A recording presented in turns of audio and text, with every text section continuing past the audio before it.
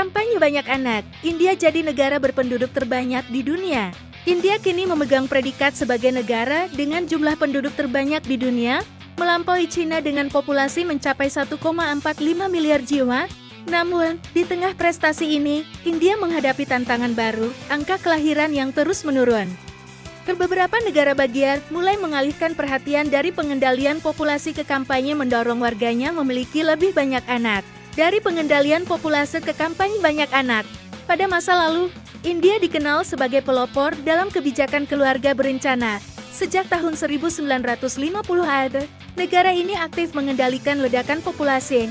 Namun, seiring berjalannya waktu, negara bagian seperti Andhra Pradesh dan Tamil Nadu kini mengalami penurunan angka kelahiran yang drastis, bahkan menyamai negara-negara maju seperti Finlandia.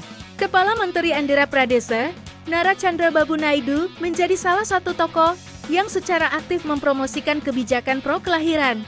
Ia bahkan mengusulkan bahwa hanya mereka yang memiliki 2 anak atau lebih dapat mencalonkan diri dalam pemilu lokal. Hal serupa juga disuarakan oleh M.K.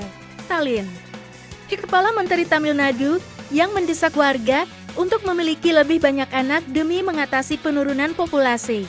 Angka kelahiran di India, tren yang mengkhawatirkan. Pada abad ke-20, rata-rata seorang perempuan di India melahirkan 5,7 hingga 6 anak sepanjang hidupnya. Namun, angka tersebut menurun drastis menjadi 2,01 anak per perempuan pada tahun 2022. Di bawah tingkat penggantian yang diperlukan untuk menjaga kestabilan populasi. Negara bagian selatan seperti Kerala, Karnataka, dan Telangana menunjukkan tingkat kelahiran yang bahkan lebih rendah dibandingkan rata-rata nasional. Faktor-faktor seperti urbanisasi, peningkatan pendidikan, dan biaya hidup yang tinggi menjadi alasan utama mengapa banyak keluarga enggan memiliki anak lebih dari 1.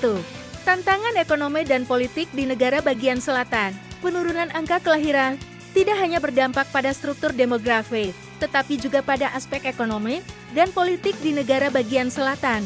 1. Ekonomi. Negara bagian seperti Andhra Pradesh memiliki tingkat kelahiran rendah, tetapi tingkat pendapatan per kapita jauh tertinggal dibandingkan negara-negara maju. Misalnya, pendapatan per kapita Andhra Pradesh hanya 1/22 dari pendapatan per kapita Swedia. 2. Politik. Pertumbuhan populasi yang lebih lambat dibandingkan negara bagian utara menyebabkan berkurangnya pengaruh politik negara bagian selatan, kursi parlemen dan pendanaan federal di India.